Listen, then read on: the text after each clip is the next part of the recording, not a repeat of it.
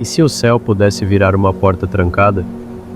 E se a ausência de chuva falasse mais alto do que qualquer trovão?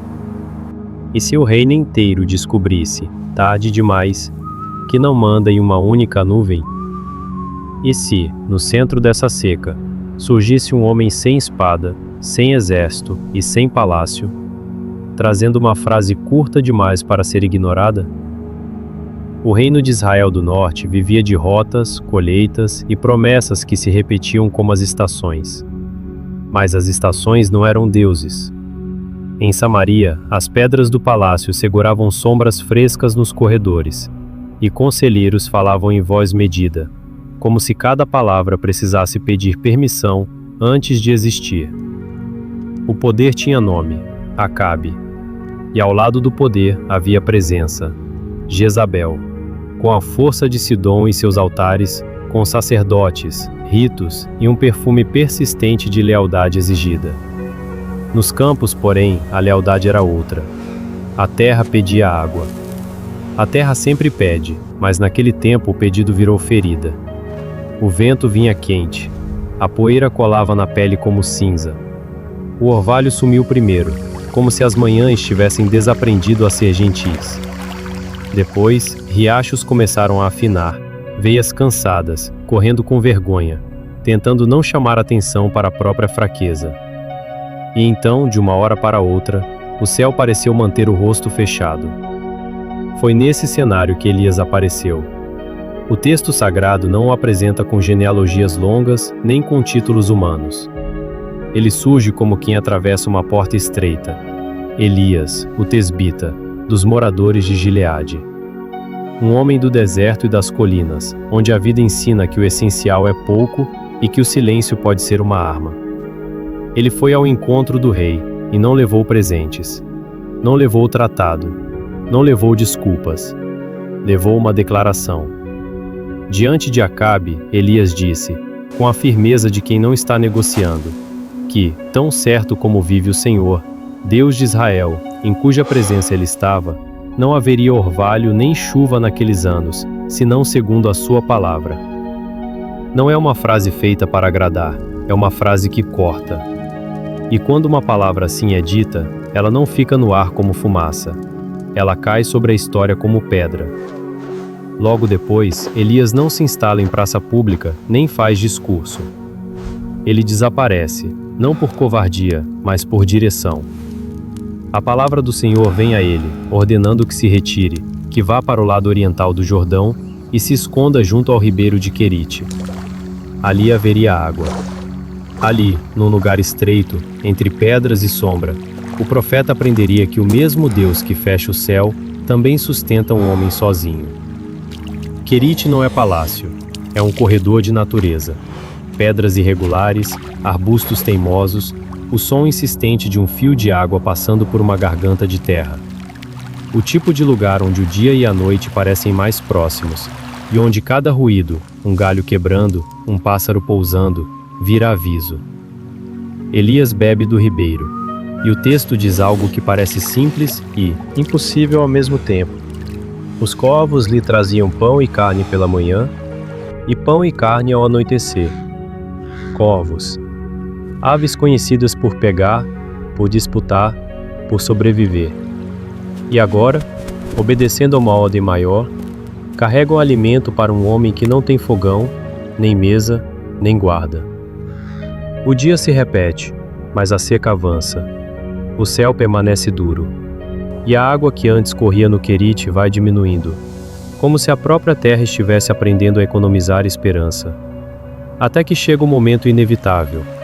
O ribeiro seca, porque não havia chuva sobre a terra. Quando a última água some, o silêncio que fica não é apenas falta de som, é falta de promessa. E, ainda assim, o texto não mostra Elias entrando em pânico. Mostra Deus falando de novo, com a precisão de quem guia sem pressa. Levanta-te, vai a Sarepta, que pertence a Sidom, e habita ali. Ordenei a uma mulher viúva que te sustente. Sidom, terra estrangeira. Lugar ligado à própria Jezabel, a origem de influências que tomavam Israel. E é para lá que o profeta vai, Não porque é conveniente, mas porque a história, às vezes, caminha por caminhos que parecem ironia, quando na verdade são profundidade. Sarepta tem outro ar, próximo ao mar, mas não imune ao peso da seca. As ruas são estreitas, casas simples, paredes de pedra, portas que rangem. A pobreza ali não é teoria. É a medida do pote, a espessura do pão, o último feixe de lenha guardado como se fosse ouro. Quando Elias chega à entrada da cidade, vê uma viúva apanhando lenha. Um gesto pequeno, cotidiano, que naquele tempo era quase um ato final. Elias chama e pede: traze-me, peço-te, num vaso, um pouco de água para eu beber. Água, a palavra que dói. A mulher vai buscar, e então Elias acrescenta: traze-me também um bocado de pão na tua mão. É nesse instante que a verdade dela aparece. Ela não responde com raiva teatral. Responde com sinceridade nua. Aquela sinceridade de quem não tem mais espaço para fingir. Tão certo como vive o Senhor, teu Deus, não tenho pão. Somente um punhado de farinha numa panela e um pouco de azeite numa botija. E eis que estou apanhando 2 gravetos, para entrar e preparar para mim e para meu filho, para que o comamos e morramos. Não é poesia, é contabilidade de fim. 2 gravetos, um punhado, um pouco. Depois, nada. Elias não discute a dor dela. Ele não acusa. Ele fala com a calma que não nega a realidade, mas não se curva a ela como se fosse a última palavra. Não temas. Vai, e faze conforme disseste. Porém faze disso primeiro para mim um bolo pequeno, e traze-mo. Depois farás para ti e para teu filho. Porque assim diz o Senhor, Deus de Israel: a farinha da panela não se acabará, e o azeite da botija não faltará, até ao dia em que o Senhor dê chuva sobre a terra. Perceba, o texto não diz que a viúva entende tudo. Diz que ela vai. E há coragem em ir quando o coração está com fome, antes mesmo do corpo. Ela entra. Prepara, entrega. E então o impossível começa a existir não como espetáculo, mas como rotina. Dia após dia a farinha não acaba. Dia após dia o azeite não falta. Não é banquete de rei, é sustento. É o tipo de milagre que não faz barulho, mas mantém pessoas vivas. O profeta habita com a viúva, e seu filho cresce dentro daquela casa onde a esperança cabia num pote. Mas a história bíblica não é uma linha que sobe sem feridas. Ela prova, ela expõe, ela atravessa noites. Depois dessas coisas, o filho da mulher adoece, e adoece gravemente, até que nele não ficou fôlego. A frase é curta e pesada. O som de uma casa muda. O tipo de silêncio que não se resolve com palavras. A viúva se volta para Elias com dor e acusação misturadas, como acontece quando a alma não sabe onde colocar o peso. Que tenho eu contigo, homem de Deus? Vieste a mim para trazeres à memória a minha iniquidade e matares meu filho? Não é um discurso teológico. É uma mãe quebrada tentando dar nome a uma tragédia. Elias não responde com frieza, ele pede o menino. Dá-me teu filho. Ele o toma dos braços dela, sobe ao quarto alto onde estava hospedado e o deita sobre a sua cama. E então ele clama ao Senhor, com a sinceridade de quem não está encenando fé. Ó Senhor meu Deus, até a esta viúva, com quem me hospedo, afligiste, matando-lhe o filho? Elias se estende 3 vezes sobre o menino e clama: ó Senhor meu Deus, rogo-te que faça tornar a alma deste menino a entrar nele. O texto não descreve técnica, não descreve método humano, descreve súplica.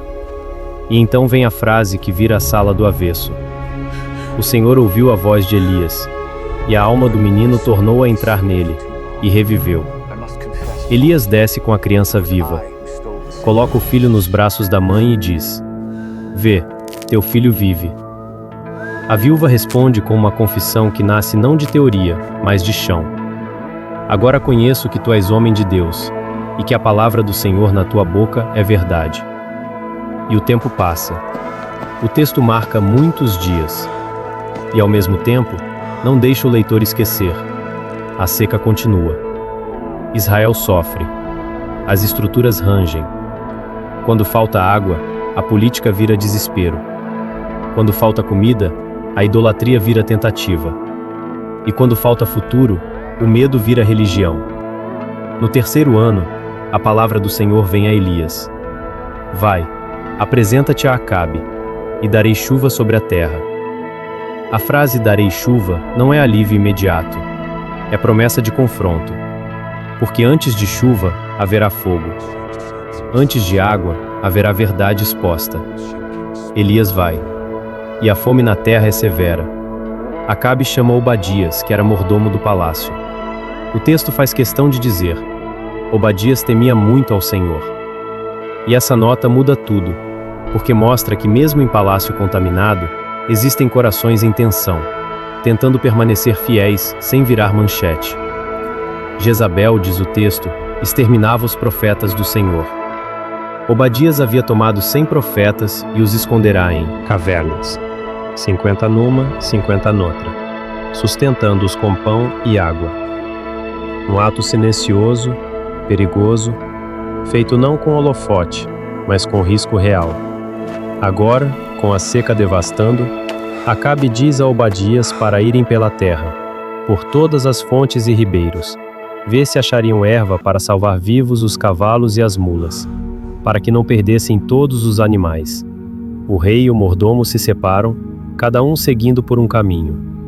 E é nesse cruzamento de pó e desespero que Obadias encontra Elias. Ele reconhece, prostra-se, a voz sai com cuidado.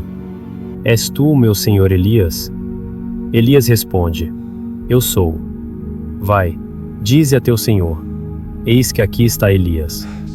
Obadias se apavora, não porque duvida de Elias, mas porque conhece a volatilidade de Acabe, e conhece a reputação do profeta como alguém que aparece e some. Ele fala do risco, fala do que tem feito, fala de Jezabel. Ele teme que ao anunciar Elias, e Elias desaparecer, Acabe o mate. Elias dá a palavra de segurança, uma palavra de presença. Tão certo como vive o Senhor dos Exércitos, perante cuja face estou, hoje me apresentarei a ele. Obadias vai, anuncia. Acabe vem ao encontro. O encontro não é cordial, não é diplomático, é eletricidade no ar. Quando Acabe vê Elias, diz: És tu o perturbador de Israel?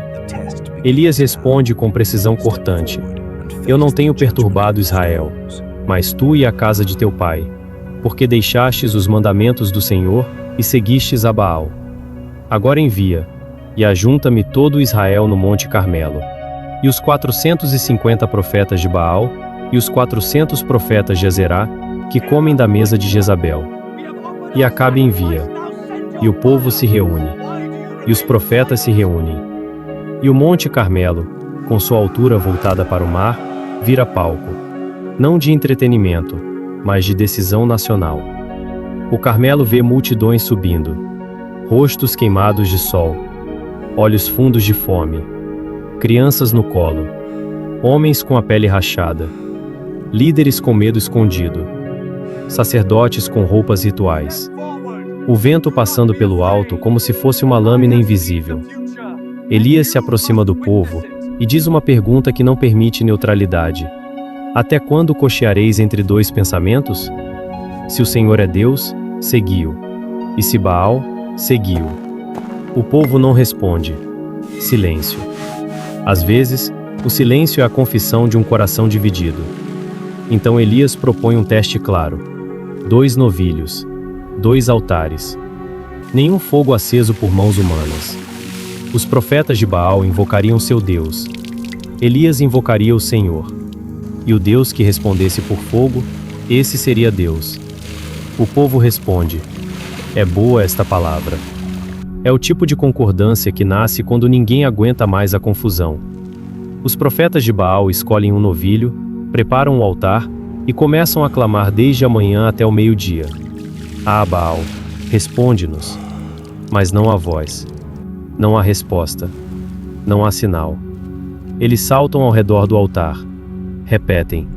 Aumentam o volume. O sol sobe e bate nas pedras. O ar treme. O tempo se estica. Ao meio-dia, Elias zomba. Não como quem faz piada vulgar, mas como quem expõe o vazio do ídolo. Clamar em altas vozes, porque ele é Deus. Pode ser que esteja meditando, ou ocupado, ou que tenha ido a uma viagem. Talvez esteja dormindo e despertará. Os profetas gritam mais alto. E então, numa escalada sombria, se retalham com facas e lancetas, conforme o seu costume, até derramarem sangue. O texto descreve isso sem romantizar. É degradação. É desespero travestido de ritual. É a tentativa humana de comprar um Deus que não existe. A tarde avança. Eles profetizam até a hora da oferta de manjares. Mas não há voz. Não há resposta. Não há atenção. Então Elias diz ao povo: chegai-vos a mim. E o povo se chega. Há algo íntimo e grave nesse movimento. Uma nação, por um instante, se aproxima para ver de perto a verdade. Elias repara o altar do Senhor que estava em ruínas. Ele toma 12 pedras, segundo o número das tribos dos filhos de Jacó, a quem veio a palavra do Senhor dizendo: Israel será o teu nome.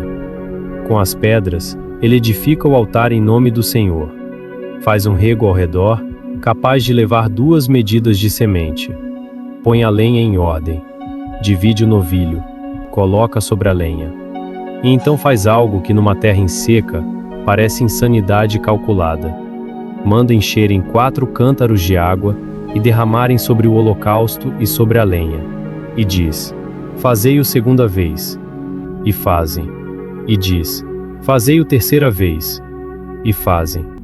A água corre ao redor do altar e enche também o rego. O povo observa, olhos arregalados. Alguns talvez pensando: ele enlouqueceu. Porque quando a água é ouro, derramar água é escândalo. Mas Elias não está economizando recursos humanos. Está removendo qualquer desculpa. Chega a hora da oferta. Elias, o profeta, se aproxima e ora. E o texto preserva essa oração com clareza.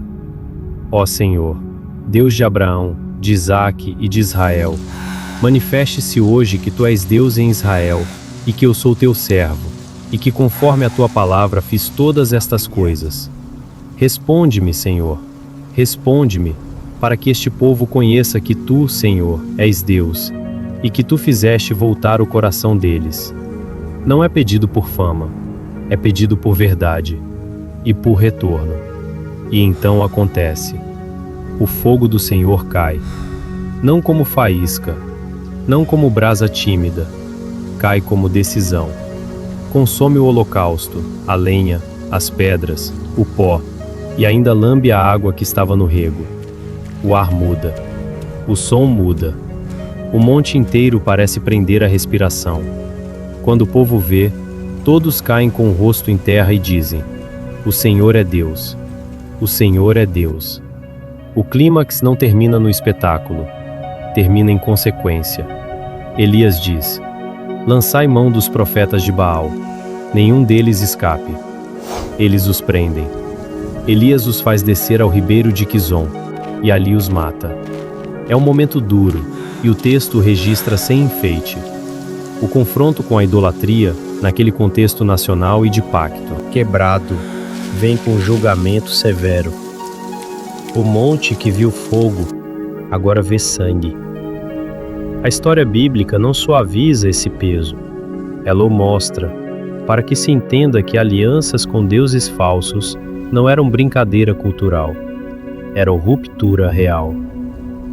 Depois disso, Elias diz a Acabe: sobe, come e bebe, porque há ruído de abundância de chuva. Ruído de chuva. Ainda não caiu uma gota, mas Elias fala como quem já escuta o que o céu ainda não revelou aos homens. Acabe sobe para comer e beber. Elias sobe ao cume do Carmelo. E ali, longe do barulho da multidão, ele se encurva sobre a terra, com o rosto entre os joelhos. É uma imagem silenciosa. O profeta que enfrentou centenas, agora se dobra sozinho. Ele diz ao seu moço: sobe agora e olha para o lado do mar. O moço sobe, olha, volta. Não há nada. Elias diz: torna lá. 7 vezes. 7 vezes o moço sobe e volta com a mesma frase: não há nada. É assim que a esperança costuma ser testada, não com um não explosivo, mas com um ainda não, repetido. Na 7ª vez, o moço volta com algo diferente na voz. Eis que uma nuvem pequena, como a palma da mão do homem, sobe do mar. Uma nuvem do tamanho de uma mão, pequena demais para resolver um país, pequena demais para convencer o medo, e ainda assim, grande o suficiente para ser sinal. Elias diz: sobe e dize a Acabe: atrela o teu carro e desce, para que a chuva te não detenha. Em pouco tempo, os céus se escurecem com nuvens e vento, e cai grande chuva. A primeira gota atinge a poeira e vira cheiro. A terra respira. O som volta ao mundo. A água bate nas pedras, corre pelas encostas, junta-se em fios, em pequenas correntes, e o que era ameaça vira canto. Acabe vai para Jezreel em seu carro, e a mão do Senhor vem sobre Elias.